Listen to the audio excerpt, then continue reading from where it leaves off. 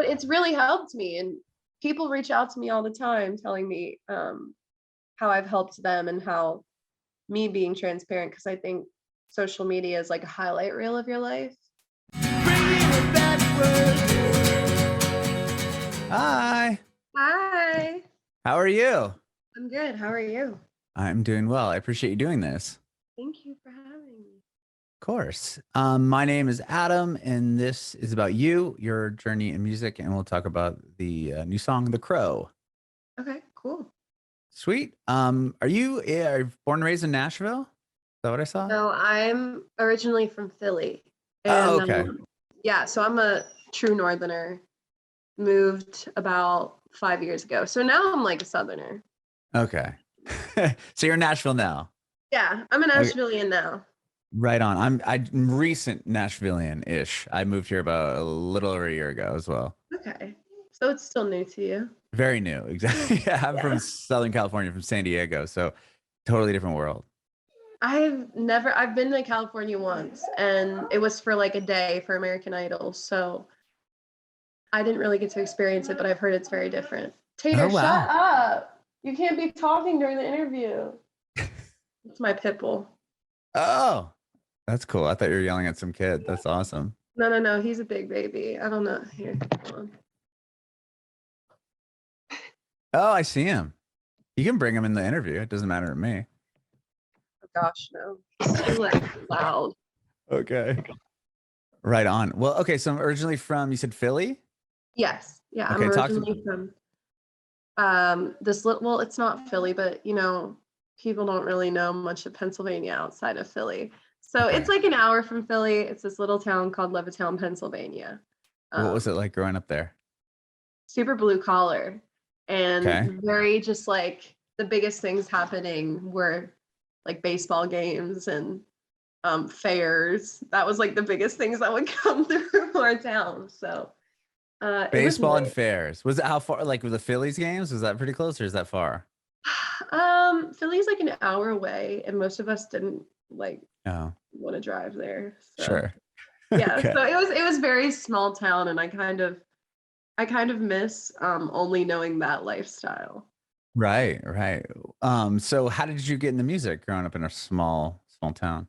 Yeah, so my dad's from Texas, and he grew up watching like all the greats go to Texas and play in these little bars. He got to watch Stevie Ray Vaughan live and just like all these legendary people. So he had this really cool music taste. I remember I would be like 6 years old. He would be driving me to like ballet lessons and singing Johnny Cash to me. And so Oh, I that's started awesome. to learn each song, and that's kind of where my love for country music started. Then I listened to Patsy Cline crazy, and I was like, this is what I want to do. I want to make people feel the way she does. And she's the reason I started where I did. And so I made this little EP, and it had Blue by Leanne Rimes, Crazy by Patsy Cline, and an opera song because I'm operatically trained. That's Really? where Okay. yeah, that's where I started. And most people are like, well, now that you say that, I can hear it. Right. Because there's Oh, just a lot of vibrato in my voice. But yeah, so that's where I started. I took this little CD down to Nashville as an 11-year-old, and I went to everyone I could possibly go up to, and I forced the CD in their face. oh And I wow. was like, hi, I'm Bailey James. Here's my music. If you like me, call me back. Um, yeah, that's where I started. And I even went to the record labels, and they were like, that's not how it works anymore, but thank you. But did they take the CD? They didn't take the CD. They Oh, weren't allowed. lame. But They should have that's kind just of how I built my appeased an team. 11-year-old, right? They should have been like, "Oh, cool. I'll take a listen." Yeah, Or yeah. whatever, right? No, they did it. They slammed the door in my face. Oh, wow. Okay. I'm Well, I'm kidding. sorry about that. It's I'm all right. kidding. No, they were nice enough. They just had to do what they had to do. But then I built a Sure. team, and I started from about 11 to 16, coming back and forth to Nashville, and just like making music, meeting with people, kind of making those connections, and that's where I really started. Okay. Well, to back up quite a bit here. So when, like you said, you're trained opera singer, when did you start singing? And like, what were you put in chorus or choir really young? I wasn't putting like chorus or choir. I put myself in, and then I didn't like it because we sang too quiet, is what I said. I wanted to be able Okay. to be real Like loud belt and it. yeah.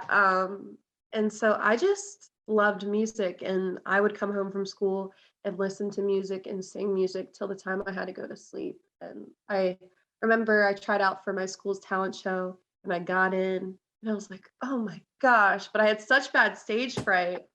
It was really funny. If I look back at the video now, I'm like up there shaking. Oh, you Uh, have the video? That's awesome. I do, yeah. What did you Uh, sing? Do you remember? Oh, you have I video. remember for my first talent show, I sang "Skinny Love" by it was the Birdie version of "Skinny Love." If you've ever heard that song, Uh-uh. it's like a pop I'd have to song look. Maybe on I've heard Opry. it, but I just can't think of the. I'm bad with Yeah, titles. it's pretty old. And then I did "Blue" by Leanne Rimes, and that's how I Okay. learned to yodel. Um, Oh, really? mhm. But my parents, I guess they just parental instinct. I don't know. They knew I had something special, and so they put me in vocal lessons. And weirdly enough, the only vocal coach in my town at that time was a world-renowned opera singer who had retired. Oh, weird. She, I know, and she toured with like Pavarotti and just had all these amazing stories. But she taught me a lot about how to protect my voice and kind of shaped my voice into what it is today. So I credit her for a lot of how I sound. Okay. And did you sing like in like an opera in your Oh hometown or yeah. anything? Oh, Yeah. wow. I would do Italian opera is my favorite. Okay. So whenever anybody asks, I just like belt that out. But it's not easy, and people don't realize like opera singers are the most technically trained singers. Right. I mean, if you listen to it, it's insane. It is insane, and so that's where my music roots are. In the opera. But you always grew up on country. Did you pick up an instrument at an early age, or was it always just voice? My parents tried to get me to play guitar, and I just like dropped out of lessons like 2 weeks in. And then Oh, I didn't pick up the guitar again till I wanted to. and Um, what age was that at? I think I was like 16 when I started taking it seriously. And what helped me was I would play songs I wanted to play. So it wasn't Hmm. like me just in a guitar lesson and then teaching me like random things. Like scales and all that. Yeah, Yeah, fun I stuff. got to decide. I got to decide. And I'm not a good guitar player by any means, but I can get through a song, and that's all that really matters. Yeah, I've watched you on your Instagram and stuff. You can play guitar. Thank you. The basic chords. Yeah. Okay, so at 11, you moved to Nashville, or you came down to Nashville for the first time, and this is So when you at had that 11, I CD. came down to Nashville for the first Okay, time. tell me about recording this CD. Was that done in your hometown? So the demo CD, which no one will Hmm. ever hear because I won't let them, that was done in my hometown in this Okay, guy's like shed in his backyard. that sounds safe. um, but you know what? It sounded good enough. I do have like a EP called Where It All Begins. If anyone wants to go research that, it's like just a bunch of country schoolyard tunes, and I recorded that in Nashville. Released that when I was 12, I think. Oh my gosh, that's so I know, I young. can't even remember. Um, and yeah, Run, it was, I think the single that we released after that was called Run Girl, and we took that to Music Row. And you were 12 years old when you were doing this. Yeah.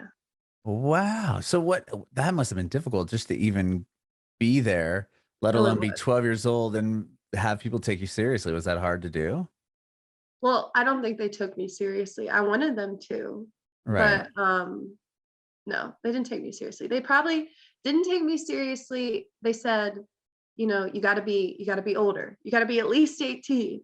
And so I just kept waiting and waiting, and I'm like, well, I'm still going to keep making music and building my social media. And they probably didn't take me seriously until I put out Finally Free last year. And that was the first time people were like, oh, okay.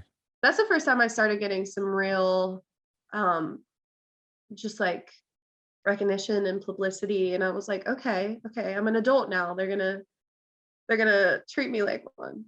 So did you turn 18 and then and then it was exactly as they predicted it? Yeah, I turned Okay. 18, and I released Finally Free, and they named it Opry Circle Song of the Week. It I saw went that. like It went 42 on Billboard, country Billboard. And That's I was so like, okay. huge. I know. And I was like, all right. I get it now. I get it. I had to turn 18.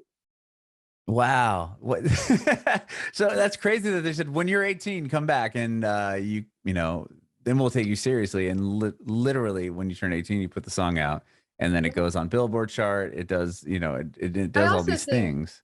I also think, I grew into myself as an artist and found my sound. At that time, when you're 11, you don't know what you want to be. Like, Right, of you're just course. worrying about what's happening in middle school.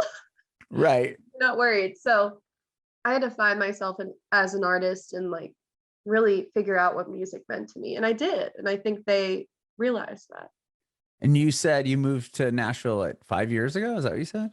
Yeah, I was 15, 16. I can't remember.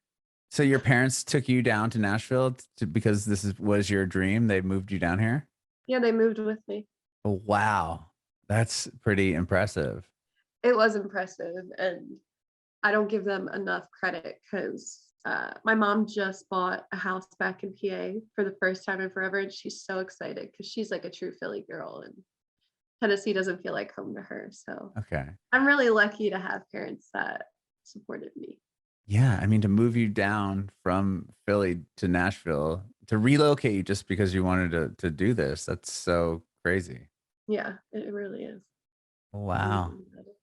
Okay. So you get down here. I was gonna ask you another question, but I can't call off the top of my head. But so you get down here, you finally land this one song with Finally Free. Like you had years of working on songs down here though, right?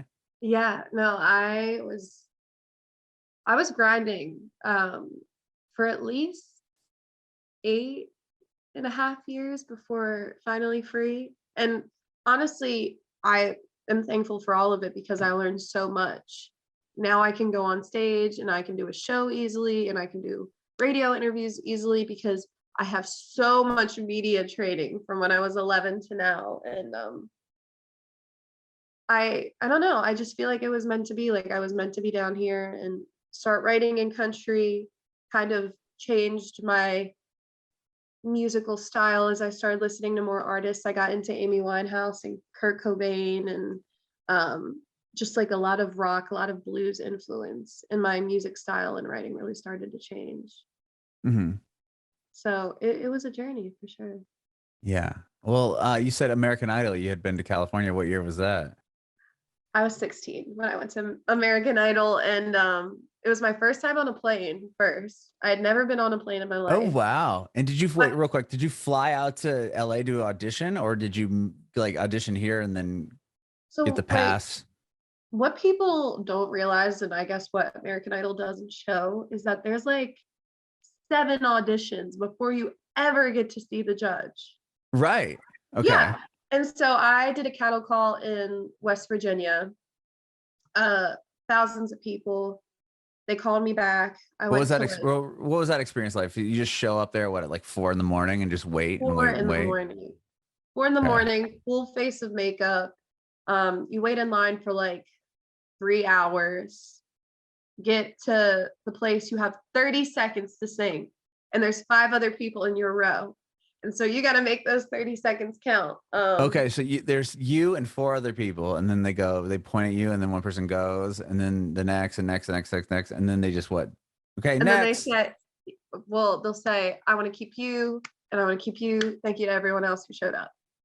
Oh, that's rough. I know, I know. And How many there's people like, in your line of 5 made it? I think 2. So you and one other person? Yeah, which was pretty good because sometimes those lines of 5, there's no one. Yeah, 0. So then I went to Kentucky to do the executive producer audition. And Okay, then there so was you go, like so you go from what you said West West Virginia, Virginia. West Mhm. Virginia, then you go to Kentucky. Yeah. So this is the next stage, and what is the cattle is like dwindled down quite a bit. So how many people are in this one? So in this one, there's about like 3. That's it. There's about 3 people. And well, no, there's more people, but there's about But 3 three people in a in your row yeah, in 3 your in a row. row. Okay. and then it gets smaller and smaller and smaller till it's only you in a room. And then this one you had 2 rounds. So it was like the 3 people. If you got through that one, then you went to the other room where it was just you, and they were asking you questions, and you sang like 2 songs, and they would let you know if you got through. And once you got through, it was still a waiting game because they were figuring out who they wanted to bring to meet the judges. So I waited, I think like a month, and then we got the call and they wanted me to meet the judges. And that was long too. You sit there for like 8 hours at most waiting to go see the judges. And in between those, you know, like they're shooting scenes, they're getting Right. footage. And at that time, I just lost my brother. So obviously they were going to use that story. Oh, Yeah, okay. and it was really rough. So we were like, they're making us redo scenes talking about it. Oh Uh, my gosh. I That is know. rough. I know. But I did get to meet Katie and Lionel and Luke. Katie and Lionel gave me yes, and Luke gave me a no. Of course, the only country artist there gives me a no. But So no, if you I get just 2 though, then that means you make it through, right? yeah. So I made it through. Well, Um, real quick. So from Kentucky, where are you meeting the judges at? Are they in Kentucky? they were. Where did I meet the judges? Yeah, they were in Kentucky. They were in Louisville. Okay. Yeah. So you go through the line of 3, then you make it through there, then you're in a room and they're interviewing it. And then is this where they're prodding for like information about your family and everything, and that's where they kind of grab their Yeah. storyline? Well, they ask you from the beginning, like, do you have a story? Yeah. And Wow. so The you beauty gotta of have a reality story. television. Right. Yeah, it's reality TV.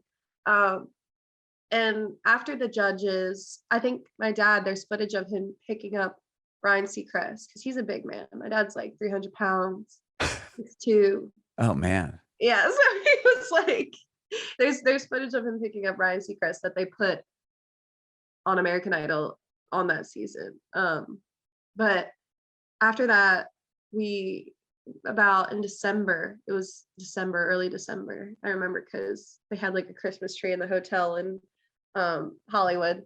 We went to Hollywood. I was there for 1 day or 2 days. I did the first round of Hollywood week, didn't get through, got flown right back. And that was it. Oh wow. Okay. Well, you said you got on the plane for the first time ever. Yeah. It was What was my that first and experience? well, my mom's Were you definitely terrified? What? no. I love planes. My mom's deathly afraid of planes. So she was like trying to pass her fears on to me. And I was like, no, thank you, ma'am. Like, She's like, you I'm should be fine. so scared right now. um, yeah, so that was great. And the food there was great. But just the whole process, like, I don't even remember that much because it was so go, go, go. Like they call Hollywood Week Hell Week and they mean that. Mhm. It was so rough. And afterwards, when I hadn't made it through, they were like, well, you know, at that time my dad wasn't working just because like he had just lost my brother. And so it was traumatic for him. And they Oh were like, well, you yeah. know, your dad I just can't even lost his imagine. job and you didn't make it through this round. So how do you feel? And I'm like 16 and they're asking me this. But I'm from Philly, so I don't cry like that. So I was like, get out of my face. But other than that, it was a good experience. I think Oh wow. I don't like the reality TV aspect of it, but I loved meeting the judges and they gave me the advice to, do more blues. They were like, your voice is more bluesy and more soulful, and you need to do more of that. And I was like, okay. That's cool. So you got some insight there from But them, obviously. it was a chaotic experience to say the least. Oh my gosh. I'm so sorry to hear about your brother. I did read that, and you are a big advocate, right, for mental health.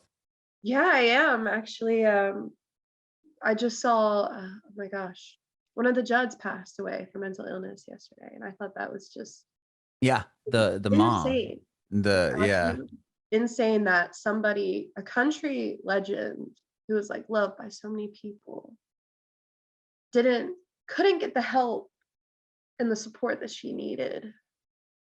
It's insane to me. But yeah, I'm a huge mental health advocate. Lost my brother to suicide when he was 18.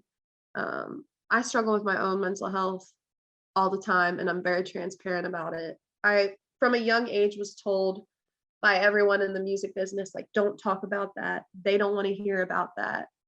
You need to be on all the time. And eventually I was like, can I curse?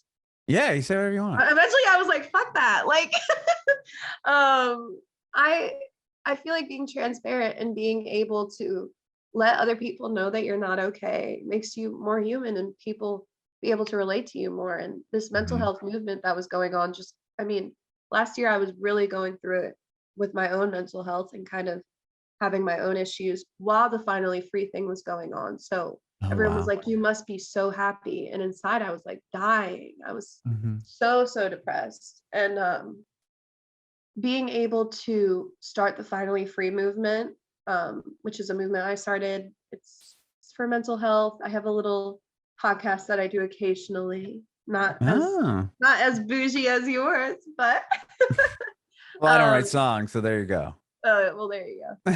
But it's really helped me, and people reach out to me all the time telling me how I've helped them, and how me being transparent, because I think social media is like a highlight reel of your life. Oh, And yeah, of people course. need to know that we all struggle and we all have days where we're like, I don't want to do this. So Wow, that has to be so. I mean, to lose your brother, and then you said right almost around the same time as when you went and did American Idol. yeah, actually I lost my brother the week after we moved to Tennessee. And I know it was actually like a couple days after. Did your whole family move down to Tennessee? My dad was already in Nashville because he was living with my brother. At that time, my brother, he was, I mean, throughout his entire life was bouncing in and out of like mental health facilities. Okay. So he wanted to live with my brother. My brother called him one day and was like, I just want to live a real life. I don't have a girlfriend. I don't have a job. I don't have a car. I just want to be able to, you know, experience life. And so my dad took him out, and they lived together for almost 2 years. In And Nashville? and a couple days after my dad had moved out, that's when he took his own life. And it was just so rough. That entire year was like, we never stopped working throughout any of it. And my dad had developed alcoholism during that year. So it was like, I'm on American Idol and I'm smiling, but like, my dad has alcoholism and my brother just passed. Right. I mean, that's it's so much. insane. That's so heavy. It was heavy. And I think I grew up really fast during that time period. And I didn't feel like a 16-year-old. No, yeah, of course not. And was that something that you felt like if keeping busy would have kept your mind off that, or was that where you're trying to? I mean, I I don't even know how honestly to. don't know. Yeah. Sometimes I wish I would have taken the time to like go to therapy and get help with all that trauma. Because last year I realized that, well, I still had all of it and it was still affecting me. And I was like, if I would have stopped and I would have been like, hey, you're not okay and you don't have to do music right now. But I felt like I had to keep going. And in a way, it did help me. In a way, talking about it. I mean, I did a performance like a week after and I had to talk about it. Oh my gosh. And it was so hard. It was so hard. I'm sure it's probably still hard to talk about. It is. It is still hard to talk about. But I've learned how to kind of, when I'm speaking about it, put my emotions to the side. Yeah, I mean, oh my gosh, I'm so sorry. That is so sad. And then to have to be, like you said, if you're going onto a show like that, you got to put on a smile, and then of course they're going to dig and pry at that because that's the story they want.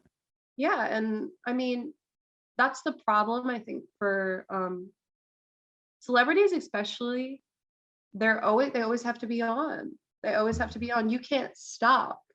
You can't just take a break. It's not like that. And that really affects your mental health. And so I don't know, me just being transparent and taking care of myself and letting people know that they can take that time and they can go to therapy and it's okay to have these issues is important, because there's such a stigma around it. Yeah, and I feel like because people look at like a celebrity or something that it's almost, I mean, yeah, they have money or whatever and fame and this and that, but it's like but having to always be on, because if you're not, then somebody's gonna be like, oh, like, can you believe blah blah blah? It's such a horrible person. Like, I just wanted to take 50 pictures with them and, like, kiss their baby. And it's like Yeah. imagine being bothered like all the time, and then having to because then if it comes out that you are mean or whatever, and now everyone's got a phone, so they'll just film you being obnoxious if you were like to tell somebody to go away or whatever, and then it just comes back to So get you. I think it's starting to come out more and more the way the media kind of makes a joke of mental health. Because I look at people like Britney Spears and Mhm. Kanye West and people who are literally begging for help. And the media is just like, haha, she's a train wreck and Mhm. he's out of his mind. And it's like, those things are the reason that people don't want to reach out and get help. So, Right, because they don't want to be exactly labeled, and then there's a stigma and everything else that kind of comes along with it. yeah. Wow. So you started Finally Free, this movement, around the same time the song came out, or is it something you had prior and then you wrote the song? Um, I started it after. I think I Okay. started like maybe 2 months after the song had come out. I was struggling so bad when the song came out, and my dad brought up the idea, and I was like, okay, maybe. And then when I started to get better and I got on new meds, I have OCD and anxiety and depression, so I needed new meds to Mhm. kind of combat what was going on. Um, but once I got in a healthier mindset, I was like, okay, let's do this. And so I started it afterwards, and being able to tell my story and be like, yeah, I'm a lot better now that I got help. Mhm. Um, just meant a lot. I'm also a youth advocate for the Jason Foundation, and they're a nonprofit organization outside of Hendersonville, Tennessee. And they had the late and great Charlie Daniels as one of their spokesperson and Rascal Oh, Flatts. wow. I got to sing the national anthem for Charlie Daniels because of that, so that was pretty cool. That is really cool. But yeah, the founder Clark Flat lost his son at the same age um, that Zane passed away too. They were both 18, so we had a lot in common with our stories. And I had actually joined the foundation prior to my brother passing, so he really helped me and my family throughout that entire time. Oh, wow. Yeah, So you joined, oh my gosh, so you had joined it before that. yeah, I feel like it was honestly like meant to be. Um, Mhm. just because the stories are so similar. It's strange, really. Wow. Wow. Well, to move on to, I guess, a lighter subject, you have a new song out. I do. It's Tell me called about the this, The Crow. Tell me about your Yeah. song. The Crow. Oh my gosh. So I originally wrote The Crow because my brother had this like fixation with crows. He thought they were so cool and so otherworldly. Um, and so I just really wanted to be like, I want to write a song about a crow. I think crows are cool. That's where I went into that, right. And I wrote it with Nolan Neal and oh my gosh, why can't I remember his name? Smith something. Love you, Smith. Sorry if you see this. Uh, and as we started writing the song, it became more about just everything that I've kind of been through and how I've overcome it. And if I wrote it for if anyone was listening and they heard it, um, and they were going through something, they would be able to kind of relate to that feeling. Um, and in the song, the crow is kind of my brother for me because, Mhm. um, I mean, the lyrics are pretty self-explanatory, but yeah, the crow has done so much. And oddly enough, it was in a Rolling Stone article, Mhm. and CMT just put the video out on their website, and Yeah, that's huge. I know. I couldn't believe it. It's just mind-boggling to me, and I'm really, really grateful. And everyone who's reaching out and telling me how the song is affecting them and how they relate to it in their story, that's what means the most. That's so cool. Congratulations. Like, yeah, on the success of the Thank song. you. And Everyone's I saying it sounds like Heart, which I'm really excited about. I'm like, Fuck yeah. I want You to own sound like that. Tart. Yeah. Very cool. And I saw I think it was on your Instagram, some footage of you singing what karaoke at a bar in Franklin area. Yeah. My Okay. band is based, well, not anymore, but they were based in the Franklin area, and that's how I met my band. Was at Puckett's in Leapers Fork. Really? Yes. That's crazy. They Which were they're the not house called. band. It's not Puckett anymore, right? Didn't it go back to the No, it's original name? Fox and Lock. Okay. Yeah, my band was a house band there for a bit. And I just went one night, and I remember Adam coming up to me, and they're these big, huge guys. And he was like, if you ever need a band, I would walk to play with you. And I was like, hell Wow. yeah. Did you play there or something? And like, how did they end up knowing who you were? Yeah. So this guy I had been working with at the time, he was like, you need to play this. This is such a cool venue. And I did Finally Free on my guitar, and Where'd You Sleep Last Night? It's a Nirvana cover, Yeah. originally by Lead Belly, but Right. Right. and he played the drums, and he came up to me after, and I watched him the entire time. He was amazing. They're from Mississippi, and they have that natural blues soul just infusion in the way they play. And so then we started rehearsing, and that was that story. And I've been playing with them for almost 2 years now. But we did the Pond in Franklin, their anniversary show, and I did Whole Lot of Love. That's awesome. Yeah. Very, very cool. Well, I appreciate you doing this, Bailey. This is awesome. Thank you so much for taking the time. Thank you. Thank you for having me. Of course. I have one more quick question. I want to know if you have any advice for aspiring artists. My advice for aspiring artists is find your sound, find the artists that make you happy, and figure out why they make you happy, and kind of infuse that into your own music. Don't follow the trends, because everyone who has ever been legendary has been uniquely themselves. Bringing it backward.